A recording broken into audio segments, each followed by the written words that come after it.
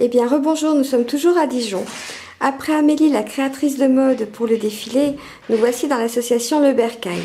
Et en fait, je vais donner carte blanche parce que j'ai en face de moi une des responsables qui va se présenter, qui va nous présenter Le Bercail à Dijon. Bonjour. Bonjour. Donc, je m'appelle Geneviève Massin. Donc, Le Bercail est une association, loi 1901, et j'en suis donc la vice-présidente, la présidente étant Brigitte Roussard qui n'est pas là aujourd'hui. Cette association est une petite association, elle a 4 ans d'existence. C'est une association d'inspiration chrétienne qui a pour objectif d'accueillir les jeunes femmes, soit enceintes, soit mères de jeunes enfants, très isolées, très démunies, dans une situation sociale ou culturelle particulièrement défavorisée.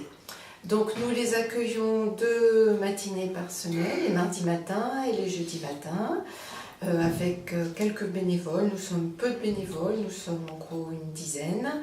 Voilà, donc 2 accueils par semaine où elles viennent comme elles veulent. Elles viennent se rencontrer, être écoutées. Voilà, une autre bénévole arrive, Martine. Donc ces mamans viennent comme elles veulent. La première demande est souvent une demande de matériel, à savoir des vêtements pour leurs enfants ou leurs futurs bébés, des poussettes, des landaux, des lits, des chaises hautes, etc. Mais la demande ultérieure est souvent une écoute, un partage, des échanges. Voilà. D'accord. Alors Geneviève, il n'y a pas beaucoup de monde aujourd'hui parce que nous sommes en période de vacances, on est bien d'accord. Oui. Mais tu vas peut-être nous présenter une des personnes qui vient au Bercail. Oui, voilà. Qui est là. Donc, Vérona, Bonjour. Qui vient depuis l'ouverture du Bercail. Bonjour Vérona. Bonjour, je m'appelle Vérona Yuka, je viens du Kosovo. La jour quand il est ouvert le Bercail, je vais venir avec mes compagnons, j'ai été enceinte. Ici, on vient souvent avec mes 3 enfants qui sont l'âge de 3 ans, 2 ans et 1 an. Ici, je viens demander des fois des habits pour eux, des couches, des lits, des pourcettes. Je vois d'autres mamans qui viennent ici, qui boit un café ensemble, on discute pour nos enfants. Il y a des bénévoles ici, toujours qui n'ont d'aide pour les enfants, qui apprennent comment il faut pour donner manger, pour changer et tout ça. Il y a le professeur qui apprend un petit peu pour parler français, écrire, lire.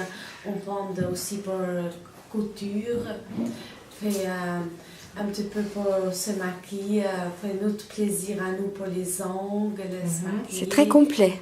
Oui, on essaye. Les enfants, ils jouent ici avec d'autres enfants aussi.